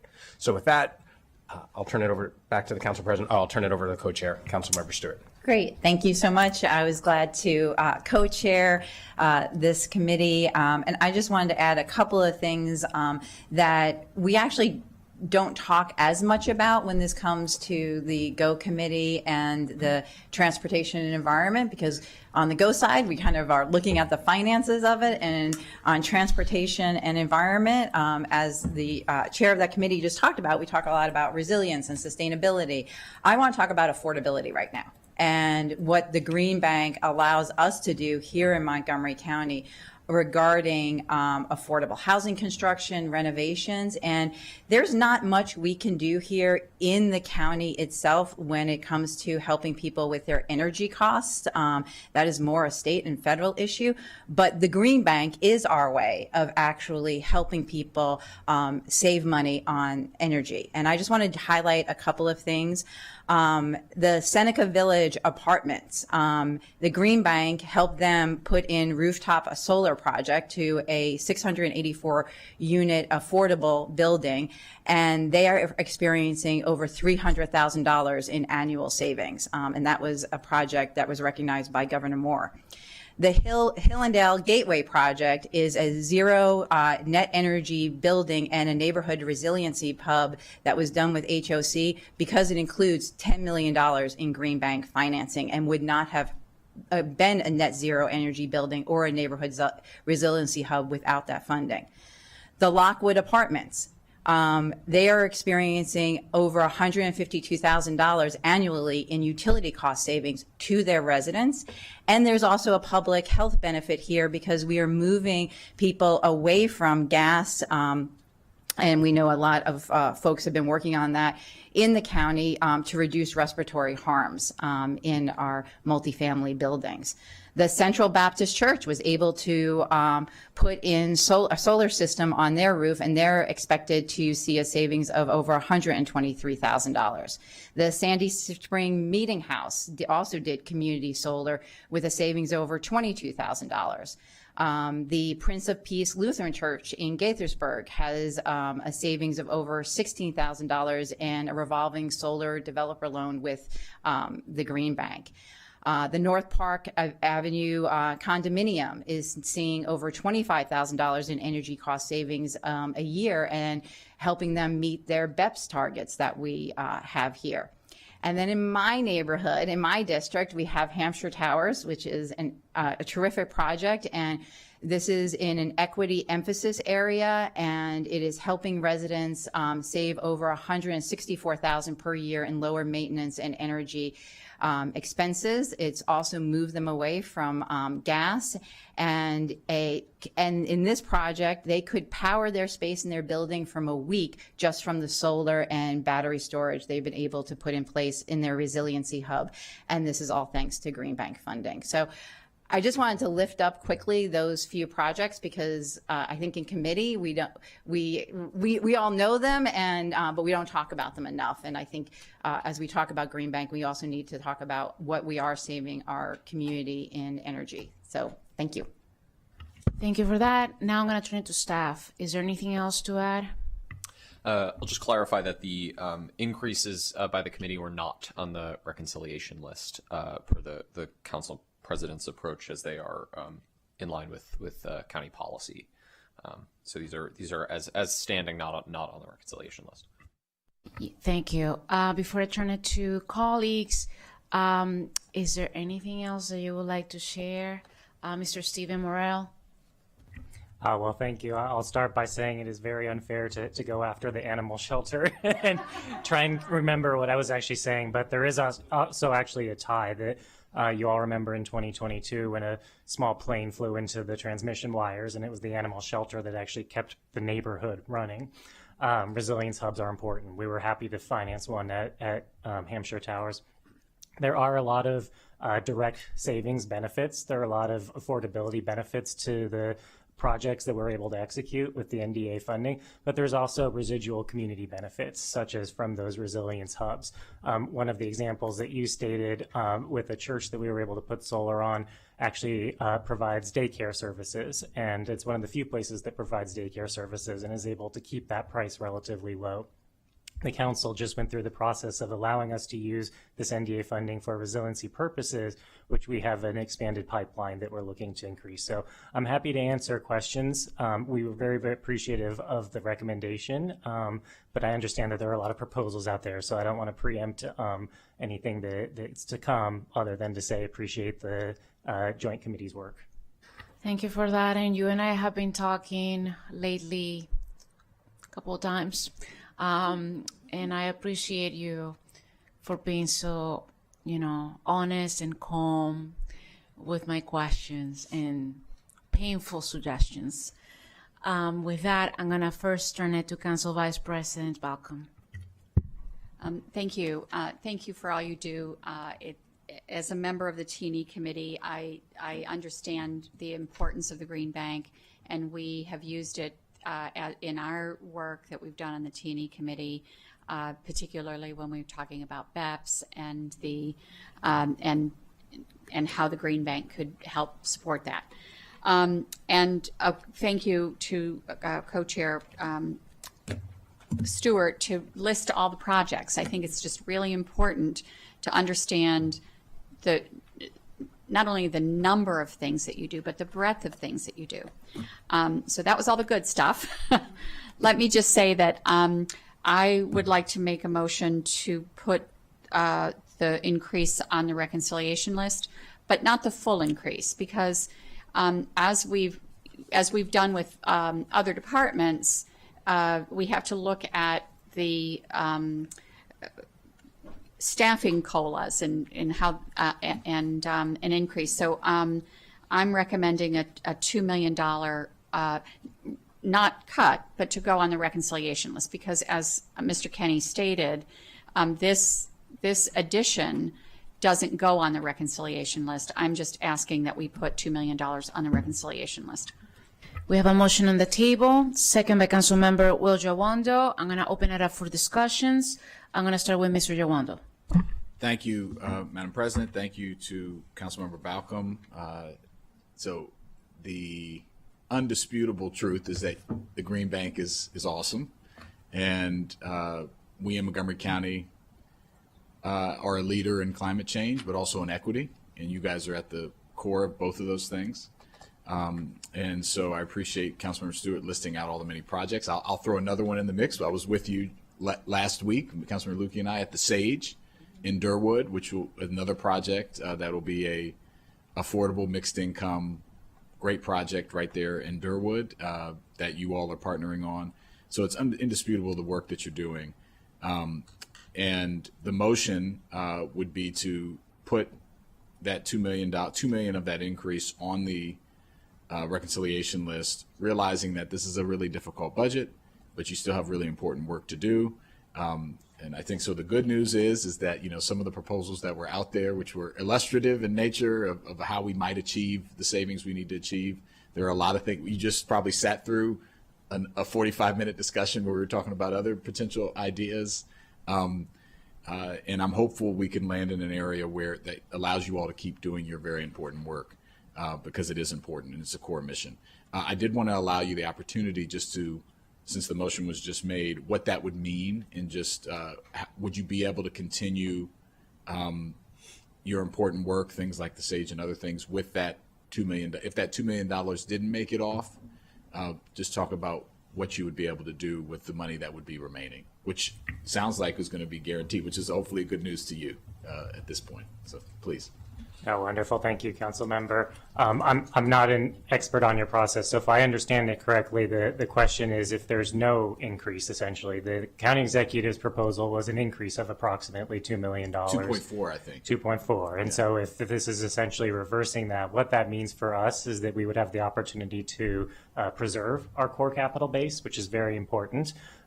We would have an opportunity to preserve our working level, which we've scaled up in order to meet BEPS and resilience and everything else over the last 10 years that we've wanted to try and meet in terms of impact goals. But the most important part, in my view, is that we demonstrate consistency to the capital markets. What we're trying to do is leverage more private capital here. So ultimately, you can reduce the NDA to zero, but that can't happen, you know, at once. So the more that we get that consistency with the capital markets, the more we'll be able to leverage their funds. And the reality is that capital markets are very much like woodland creatures that they run away and scurry at loud noises. And so, you know, if we drop one year and we increase the next year, it's a challenge. I would rather have consistency across those years. And so this is a challenging time. I do think that we really should be at 10% of the fuel energy tax, but I understand the decision in front of you, and that type of proposal of a $2 million reduction off of the recommendation is something that we could manage and really preserve our core activities. And show consistency, and it would still be 400,000 up from last year, as Council Balcom mentioned. Okay, well, I'm glad to hear that. I will support the motion since I seconded it, and thank you for all your work. Thank you, Councilmember Andrew Friedson. Thank you to colleagues. First of all, I really appreciate all of the conversations that have been had up to this point. This is one that has hit close to home. I'm very proud of the work that we did, the bill that Councilmember Hucker and I authored and introduced to dedicate funding that has made the Green Bank not only a major component, the central component of our climate strategy in Montgomery County, the largest climate investment that we've ever made, but also really a national standard for how state and local governments can be and should be tackling the climate crisis. And I really appreciate Chair Stewart really centering the affordability question. Climate poverty is real. It is real because the impact of climate change disproportionately harms lower income residents and oftentimes people of color, vulnerable communities. It's also real because in our best efforts to make important environmental sustainability changes and to push our society towards a greener future, the people who are harmed the most are low-income people who are then priced out of their homes.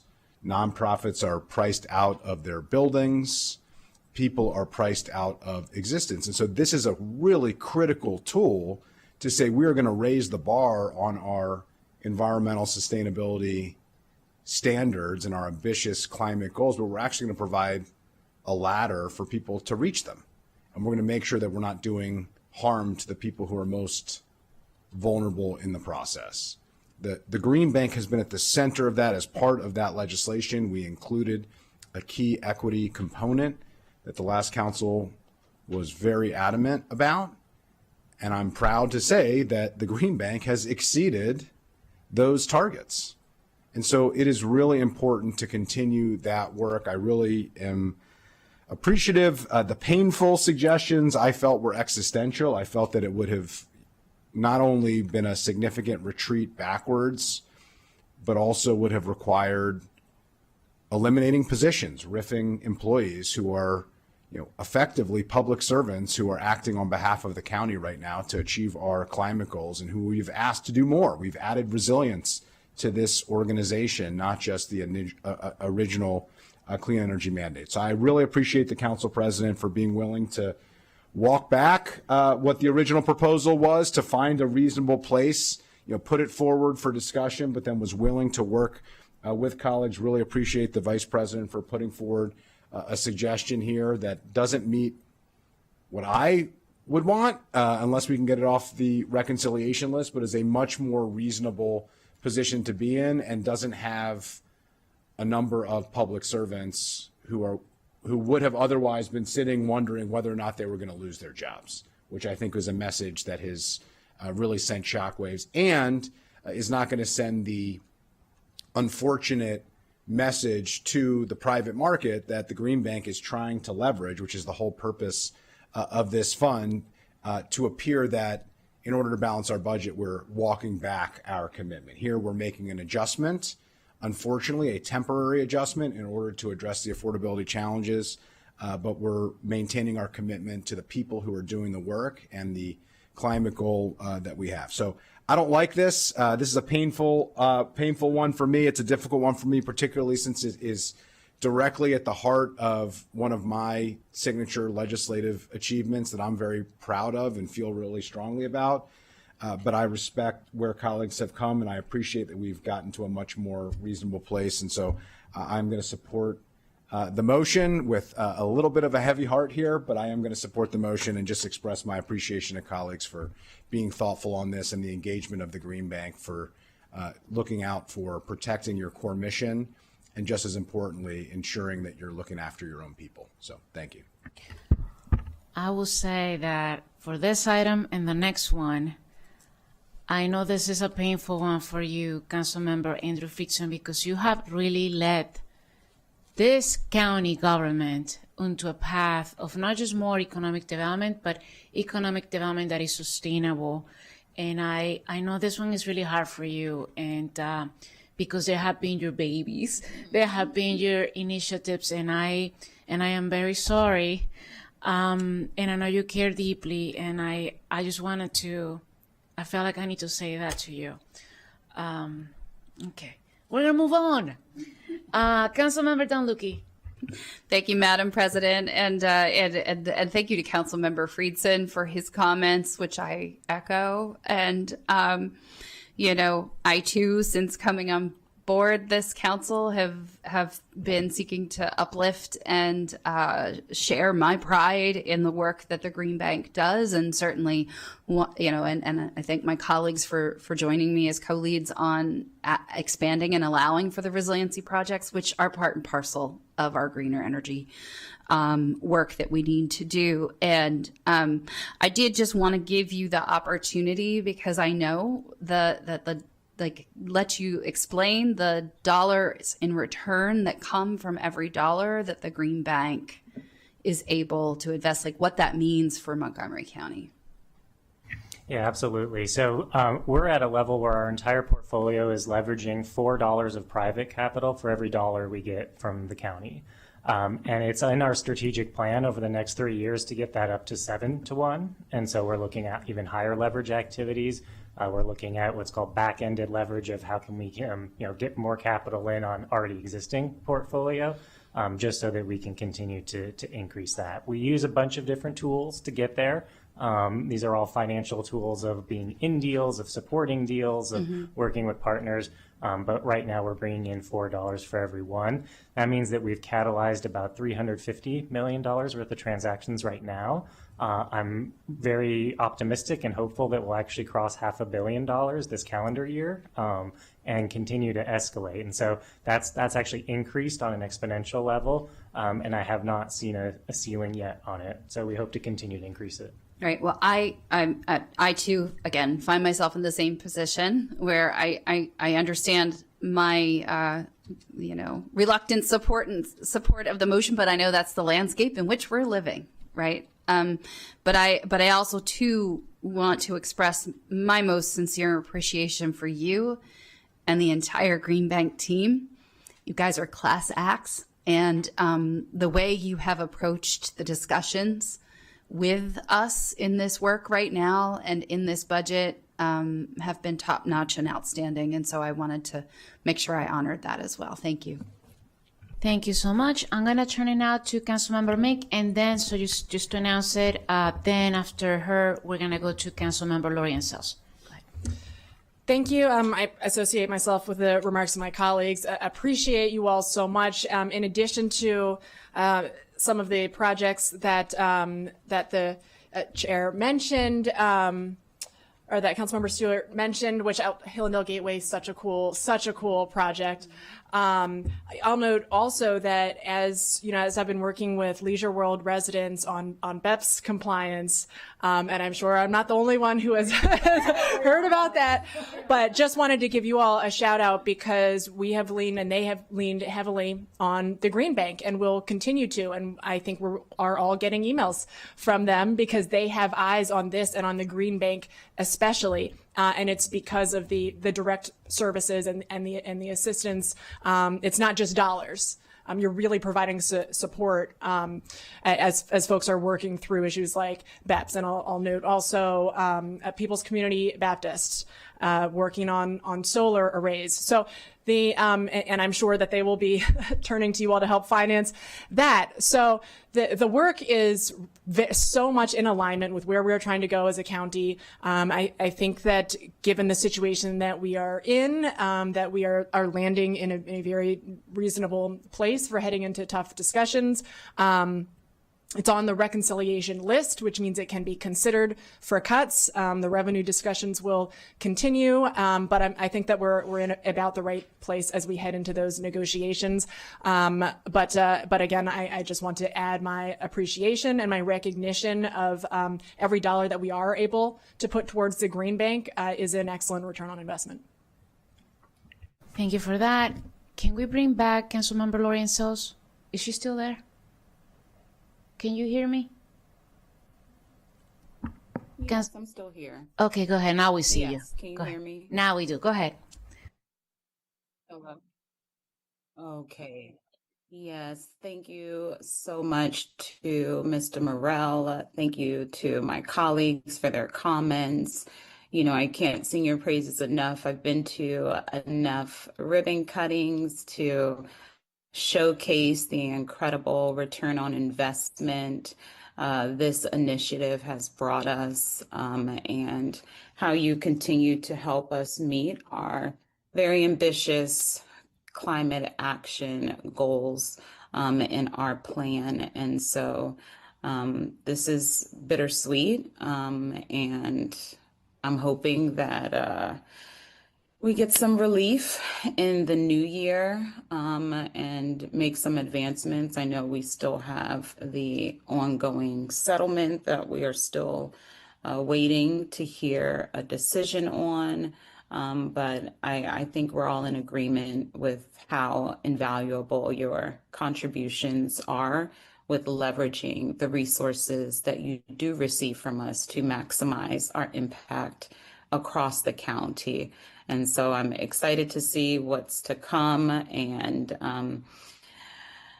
we'll vote in support of this being added to the reconciliation list, and look forward to working with you for years to come.